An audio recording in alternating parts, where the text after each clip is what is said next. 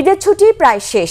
ঈদ উদযাপন শেষে জীবন জীবিকার তাগিদে দেশের বিভিন্ন প্রান্ত থেকে রাজধানী ঢাকায় ফিরতে শুরু করেছে মানুষ। তারা বলছেন স্বস্তিতে ফেরার জন্যই একটু আগে ভাগেই ঢাকায় চলে এসেছেন তারা। নাবিল জাহাঙ্গীরের রিপোর্ট। ঈদুল আজহার টানা 10 দিনের ছুটি শেষ হচ্ছে শনিবার। ছুটি শেষ না হতেই যানজট এড়াতে কর্মজীবীরা ফিরতে শুরু করেছেন রাজধানী ঢাকায়। বৃহস্পতিবার রাজধানীর কমলাপুর রেলওয়ে স্টেশনে ঢাকায় ফেরা যাত্রীদের ভিড় চোখে পড়ার মতো। একটু স্বস্তির যাত্রার জন্য অনেকেই ছুটি শেষ হওয়ার আগেই ঢাকায় ফিরেছেন। আগে বনলতা আসতে মোটামুটি 1টা বাজতো, 1টা পার হয়ে যেত। ওই জায়গাতে 12টা বাজে না, 12টার আগে পৌঁছলাম। মোটামুটি 11টা 50 এখানে স্টেশনে ফিরছে। আমার মেয়ে বুয়েটে পড়ে, তার বান্ধবী সহ তাদের পৌঁছায় দিতে আসছি। ঈদের ছুটি শেষ হয়ে গেছে, আমাকে আমি শনিবার থেকে তাদের ক্লাস।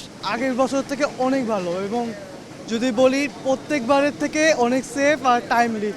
এদিকে বাসে করে দেশের বিভিন্ন জেলা থেকে ঢাকায় আসা যাত্রীরা বলছেন ফেরার পথে পড়তে হয়নি যানজট কিংবা অতিরিক্ত দামে টিকিট কেনার ঝামেলায়। না না, ভাড়া ঠিক আছে। জামালপুরে গেছিলাম, বোনের বাড়িতে বেড়াতে গেছিলাম আর কি। এই তো এখান থেকে ঈদের ছুটি শেষ করে এখন আবার কর্মস্থলে চলে আসছে। টাঙ্গাইল থেকে। টাঙ্গাইলে কেন গিয়েছিলে? দাদুর বাড়ি। ঈদের ছুটিতে গিয়েছিলে? জি।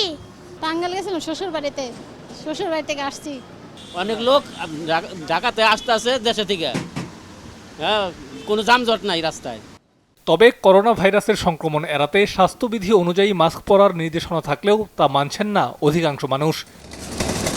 নাবিল জাহাঙ্গীর, বাংলা ভিশন, ঢাকা।